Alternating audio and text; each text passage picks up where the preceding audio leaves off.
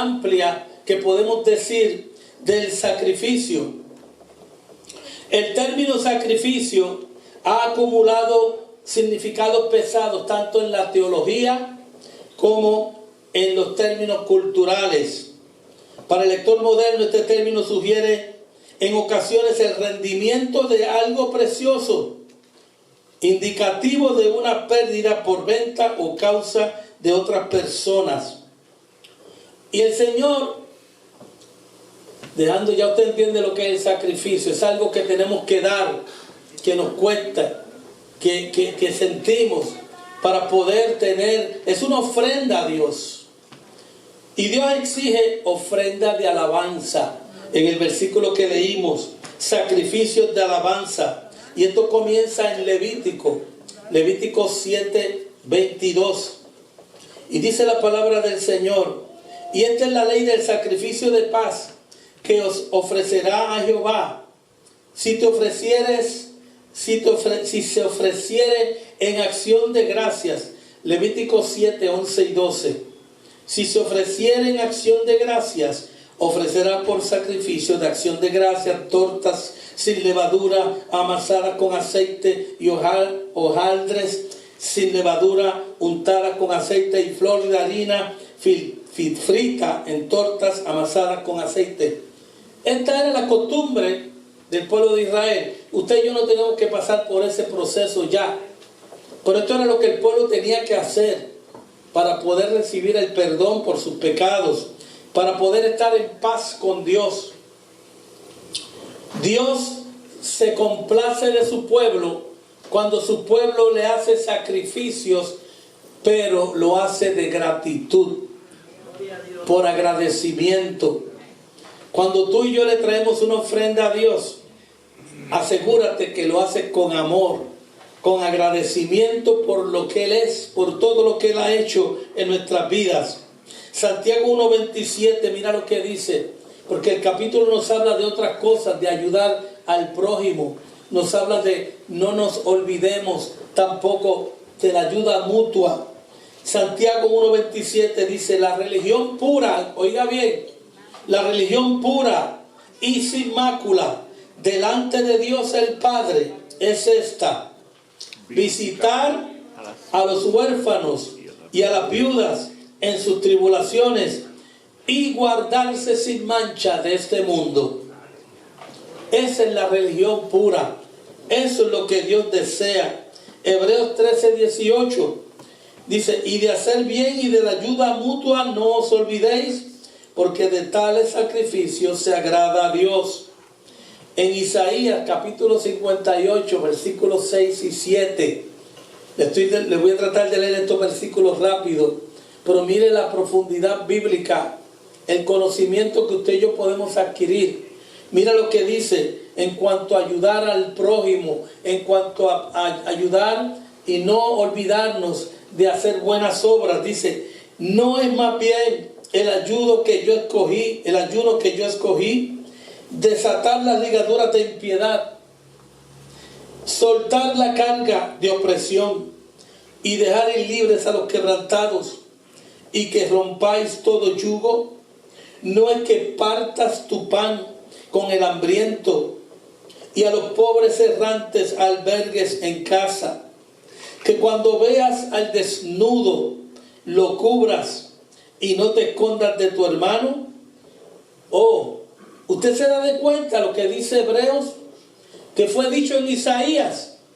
Es lo mismo que Dios desea, que usted y yo seamos gente bondadosa, gente generosa, gente que ame al prójimo, gente que se cuida por agradar a Dios.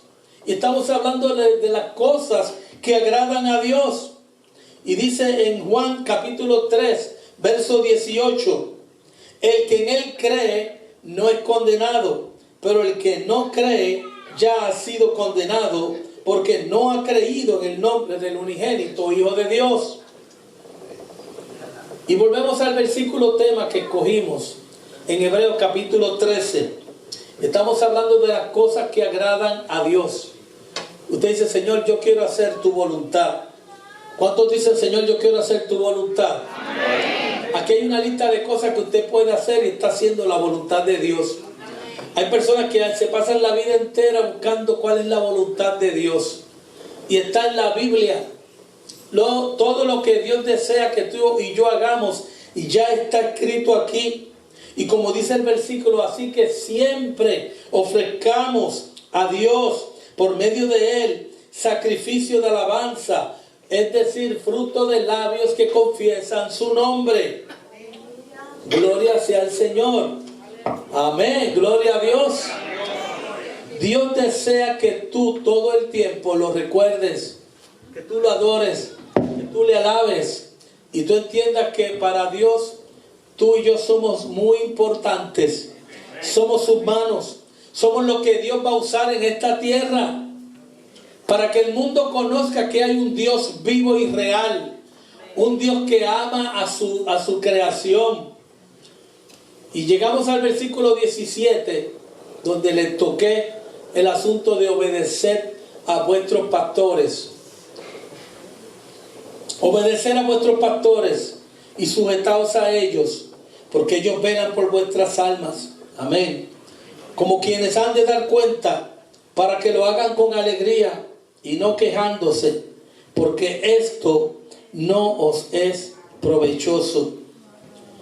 Sacrificios que agradan a Dios. Uno de los sacrificios que Dios quiere que tú y yo hagamos es la obediencia. Y la obediencia es la práctica de seguir reglas, mandatos o leyes que no son impuestas por otra persona. También es sumisión. Obediencia es la respuesta correcta de la gente hacia los mandamientos de Dios.